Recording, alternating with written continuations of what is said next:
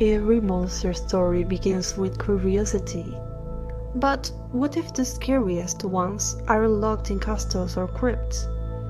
They are sealed in research facilities under bright white lights, with grants and ethics boards approving every step. Tonight, we are diving into 7 experiments that blur the line between medicine and madness, where biology, ambition, and ethics collide. These aren't distant futures or alien horrors. They're happening now, or will be soon. Organ forms that think.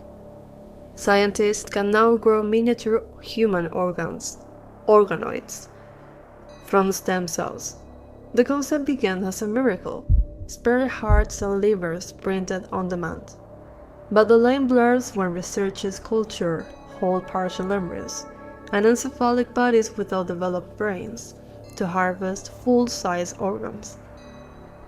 They are supposed to be unconscious, mere tissue, yet sometimes neural monitors flicker with faint rhythmic pulses, activity resembling dreams.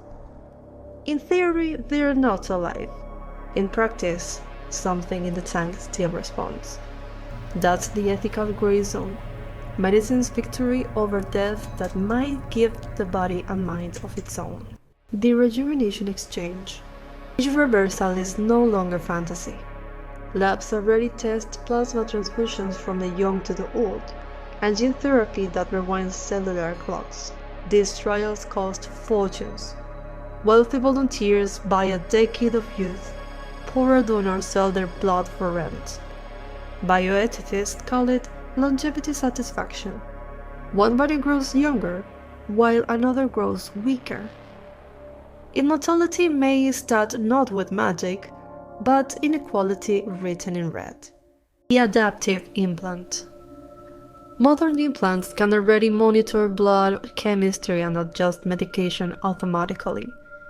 Engineers now design them to learn from each heartbeat. Prototypes of AI-driven pacemakers and insulin systems exist today.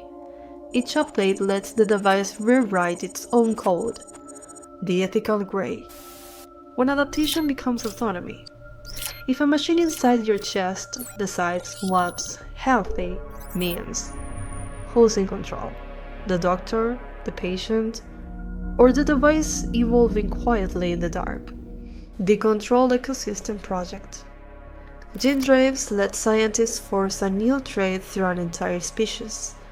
A brilliant plan to erase malaria-carrying mosquitoes. In contained trials, whole insect populations collapse. But containment is a human world, not a biological one.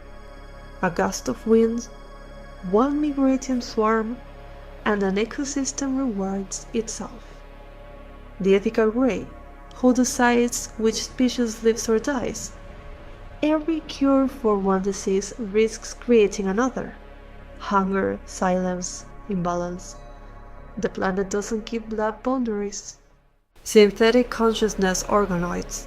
Inside petri dishes, scientists grow clusters of human neurons, tiny brains the size of peas. They are used to test drugs and train AI systems. Some of these organoids already show brainwave patterns similar to premature infants. The ethical gray.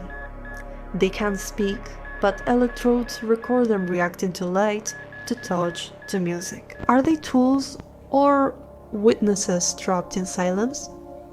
Each lab report lists them as samples, none lists them as souls. The Emotion Switch Program. Military and medical researchers are learning how to toggle emotions chemically, erase fear, suppress grief, enhance focus.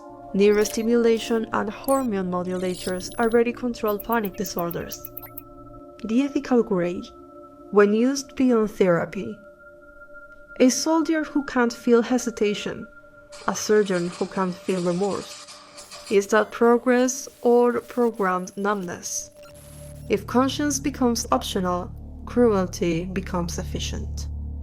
The Living City Prototype.